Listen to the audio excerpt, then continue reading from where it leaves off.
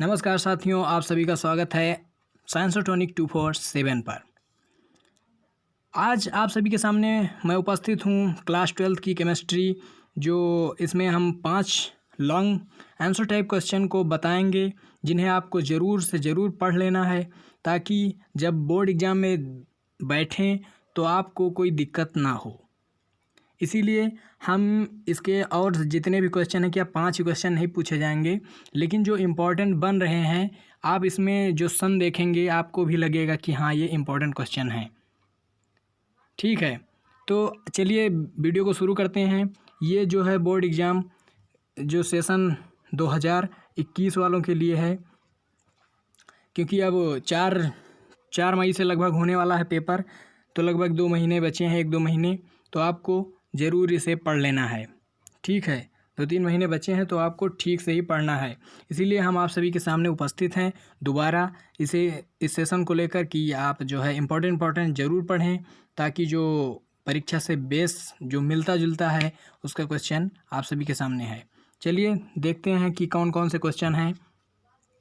Video को skip मत करना ताकि पूरा नॉलेज आपको मिल पाए। तो सबसे पहला जो क्वेश्चन है हमारा, वो कौन सा है? वो है कोलाराउस का नियम क्या है? इसके 2 अनुपयोग उदाहरण सहित लिखिए। ये इसको दूसरी तरह भी जो है एग्ज़ाम में पूछा गया है। वो कोलाराउस नियम को परिभाषित कीजिए। इस नियम का दुर्बल अपघट्य के लिए अनुप्रयोग लिखिए। इस तरह का क्वेश्चन कब कब पूछा गया है?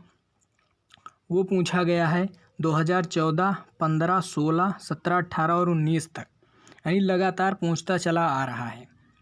ठीक है, तो आपको इसे ज़रूर तैयार कर लेना है। कोलाराउस का नियम ये बहुत ही इम्पोर्टेंट है, आपने पढ़ा ही होगा, बहुत सरल भी है। अगर आपको लगे कि ये कठिन है तो आप कमेंट बॉक्स में ज़रूर लिखें, हम आपकी सहायता ज़रूर करेंगे उसमें। ठीक है, नहीं तो उसमें जो है अबाउट सेक्शन में आप लिंक दिया है हमारे फेसबुक पेज का, आप उस पर आइए, उस पर आप बताइए। ठीक है, और दूसरा जो क्वेश्चन है, विद्युत रासायनिक श्रेणी क्या है? इसके प्रमुख उपयोग लिखिए।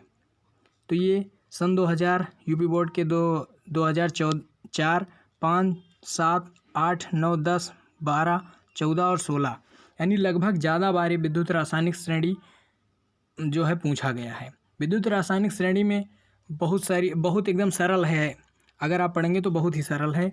इसे अगर श्रेणी आपको नहीं याद है तो आप जो है कमेंट सेक्शन में आप ज़रूर इसके बारे में बताएं कि याद नहीं हो रहा सर, और हमें बता दीजिए, तो हम आपको ज़रूर इसकी सहायता करेंगे, क्योंकि ये ट्रिक से हमने याद किया था। जब मैं पढ़ रहा था तब हमने इसे ट्रिक से याद किया था, और आज तक भी याद है। ठीक है, तो इसे कैसे याद करना है ये भी बता देंगे।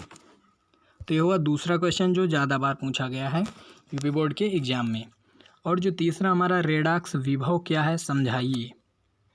ये भी आपने इसका नाम भी रेडॉक्स विभव का सुना होगा। तो ये 2002, 13 और 14, 19 में भी पूछा गया है, लेकिन ये इम्पोर्टेंट, क्योंकि देखिए बहुत दूर दूर तक पूछा गया। पहले एक बार पूछा गया, फिर जैसे कि 1 साल छोड़कर 2 में पूछा गया, फिर छोड़ दिया गया, कितने बार? लगभग 11 साल बाद फिर पूछा, यानी कि ये इम्पोर्टेंट बन रहा है। इसीलिए हमने सोचा कि आप सभी के सामने इसे ज़रूर बताया जाए। ठीक है, अब अगला जो है 2 क्वेश्चन बहुत ही इम्पोर्टेंट होने वाले हैं। ये जो क्वेश्चन है बहुत ही इम्पोर्टेंट हैं, समझ रहे स्टूडेंट्स, क्योंकि हैबर विधि जो है, ये आप पहले क्वेश्चन पढ़ लेते हैं कि हैबर विधि द्वारा अमोनिया के औद्योगिक निर्माण का नामांकित चित्र सहित वर्णन करो तथा अमोनिया की अधिकतम मात्रा प्राप्त करने के लिए आवश्यक परिस्थितियों का वर्णन करिए। समझ रहे हैं? तो ये बहुत ही इम्पोर्टेंट हो रहा है, क्योंकि 7, 10, 14, 15, 17 और 19 में पूछा गया है। और इसी के साथ में ये भी बहुत इम्पोर्टेंट, ऑस्टवाल्ड विधि द्वारा नाइट्रिक अम्ल और औद्योगिक उत्पादन का नामांकित चित्र सहित वर्णन कीजिए। इस अम्ल में जो NO3, इसका जो मूलक परीक्षण कैसे करेंगे, अब क्रिया भी दीजिए। तो ये कब कब पूछा गया है? ये पूछा गया है 2007, 8, 9, 11, 13, 14, 15, 17 और 18 तक, यानी ये भी इम्पोर्टेंट है। इसी तरह से इम्पोर्टेंट क्वेश्चन आपको बताए जाएंगे सारे विषयों के, इसलिए आप चैनल को ज़रूर सब्सक्राइब करें। अगर सब्सक्राइब कर लिया है तो आप सभी को बहुत बहुत धन्यवाद, शुक्रिया। चलिए मिलते हैं नेक्स्ट वीडियो में। अगर कोई तकलीफ़ हो तो कमेंट बॉक्स में ज़रूर लिखें, हम उसका रिप्लाई ज़रूर करेंगे। Okay bye.